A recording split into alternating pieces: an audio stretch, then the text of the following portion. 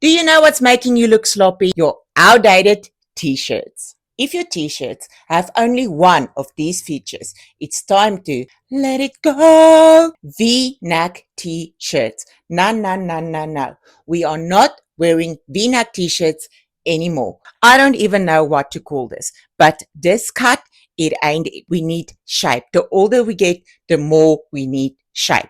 Dit doen net absoluut niks vir my of vir jou nie. I know it's soft. Oh, it's so soft. But it's also so clingy and it's just a big no, no, no. Do not fall for the softness. The length of this t-shirt is just all wrong. As you can see, it hits me on the widest part of my body and that's not what we want. It's way too long.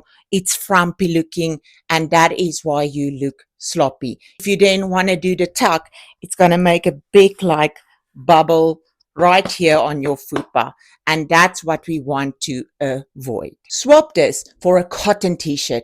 It has way more structure. It's crisp and it looks polished.